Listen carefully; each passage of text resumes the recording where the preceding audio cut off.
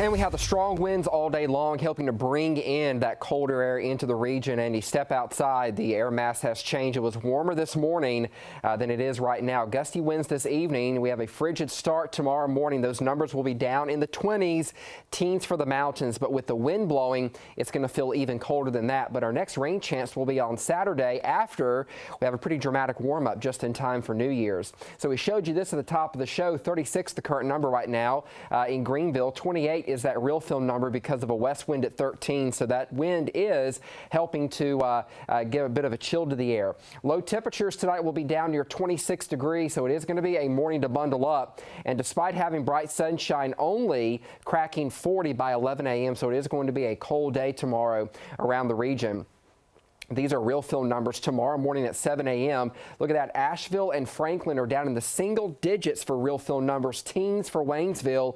Here in the upstate, we will be in the teens to low 20s for real film numbers tomorrow morning. So it will be a cold day.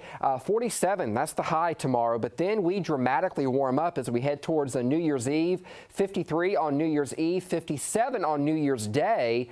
And then on Friday, numbers will be near 60 degrees around here with bright sunshine.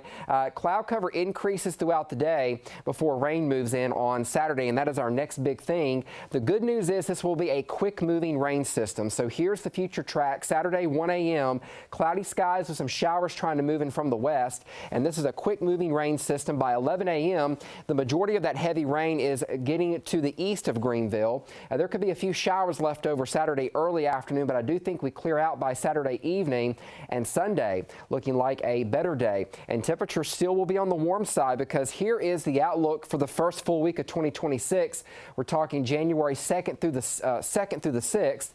Warmer than average temperatures across our area, which is some good news. So at least no Arctic outbreaks are on the horizon, at least for the next 7 to 10 days. And there's your 7-day forecast showing a cool day tomorrow. And then we're warming up by Wednesday and Thursday. Temperatures in the 50s, upper 50s by Friday, clouds increasing. The rain moves in on Saturday, and then we are dry and mild as we head towards Sunday and Monday. Same for the mountains. Temperatures on the chilly side tomorrow only in the 30s, 47 on Wednesday, near 50 on New Year's Day. And then we're in the 50s for the rest of the week into the weekend with that rain chance moving in on Saturday.